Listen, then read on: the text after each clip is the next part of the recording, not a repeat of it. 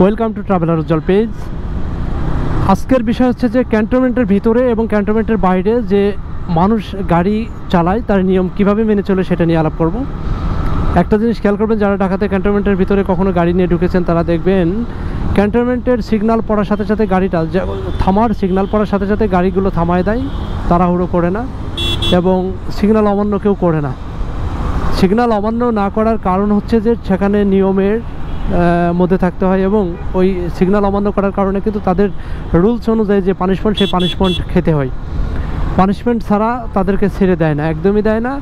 যেহেতু আইনটা খুব কড়াকড়ি এবং পানিশমেন্টটাও হয়, সেই ভয়ে মানুষ আইনকে শ্রদ্ধা করে এবং আইন মেনে চলে। আমি বলবো অনেকটা ভয়েই আইন মেনে চলে। আসলে কি জানেন, যে আমাদের যদি যে কোনো কিছুর প্রয়োগ থাকে তাহলে সেটা সম্ভব।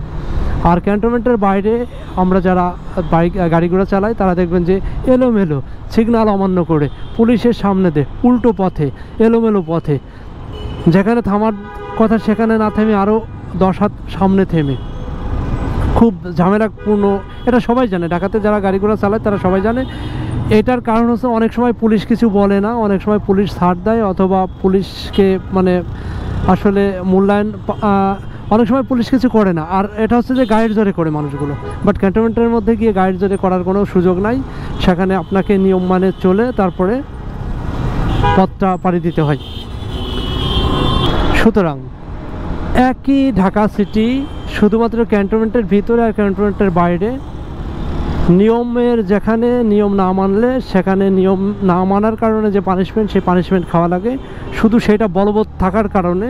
আর বাইরে যে পানিশমেন্ট খায় না সেটা না, বাট বাইরের বিষয়টা আলাদা।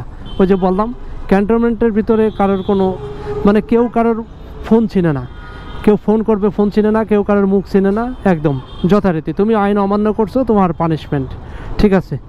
এবং বাইরে হচ্ছে যে ঘটনাটা ঘটে না, বাইরে হচ্ছে যে অনেকটা স্বজনপ্রীতি করা হয়, অনেক কিছু করা হয়। সুতরাং আমরা একই মানুষ, যে মানুষটা আমি ক্যান্টনমেন্টের ভিতরে গিয়ে আমি নিয়ম শৃঙ্খলার মধ্যে থাকি এবং সেই মানুষটা আমি ঢাকার ক্যান্টনমেন্টের বাইরে, আউট অফ ক্যান্টনমেন্ট, অনিয়মের মধ্যে চলাফেরা করি। এটা হচ্ছে যে আমাদের সংস্কৃতির একটা অংশ হয়ে গেছে, আমাদের রক্তের সাথে মিশে গেছে। এই কালো মানসিকতা শরীর থেকে বের করে দিয়ে সুশৃঙ্খলভাবে পথে ঘাটে গাড়ি চালাতে হবে। আমাদের দেশটাকে আরও সামনের দিকে এগিয়ে নিয়ে যেতে হলে আমাদের প্রত্যেকটা মানুষের, আমরা যত কোটি মানুষ আছে প্রত্যেকটা কোটি মনোভাব চেঞ্জ করে পজিটিভ মনোভাব নিয়ে এগোতে হবে। তাহলে দেখবেন যে দেশটা অনেক ভালো হবে।